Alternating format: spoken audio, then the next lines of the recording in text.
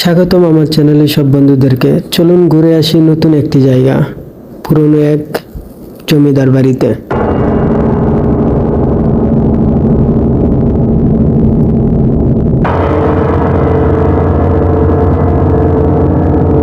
অসম্ভব সুন্দর একটা জমি, অনেক ঐতিহাসিক গল্প কাহিনী এই বাড়ির সাথে জড়িত আছে। আমরা দেখতে পাচ্ছি বিরাট একটা পুকুর, এখানে 3টা পুকুর আছে জমিদার বাড়ির আন্ডারে। জমিদার বাড়িটা এখন আগের মতো আর নেই, অনেক কিছু ভেঙে নিঃশেষ হয়ে গেছে। আর জানেন তো, মানুষ যা পায় তাই নিতে থাকে, যেরকম হোক। এটা একটা ছোট একটা কুটির কুটির না, একটা ছোট একটা ঘর। এখানে জমিদার বাড়ির যে নিরাপত্তা প্রহরীরা থাকতো, ওরা এখানে দেখে নিরাপত্তার কাজে নিয়োজিত ছিল, ওখানে অবস্থান করতো।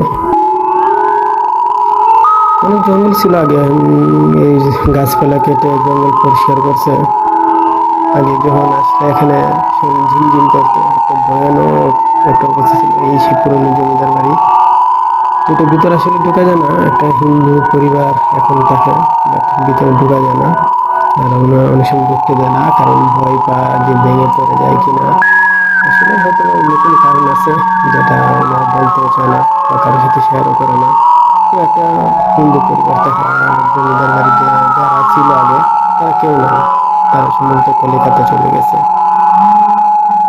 অনেক গল্প কাহিনী এই বাড়ির সাথে জড়িত।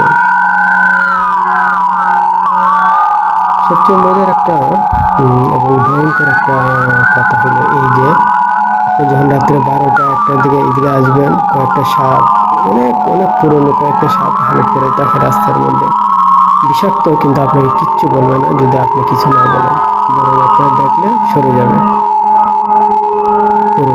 পাশে একটা মন্দির আছে, ওই মন্দিরে সাপ নাকি থাকে, যদিও আমি জানি না কোথায় থাকে, বাট কখনো মন্দিরের ভিতর দেখি নেই, তবে এমনিতে রাস্তায় দেখছি।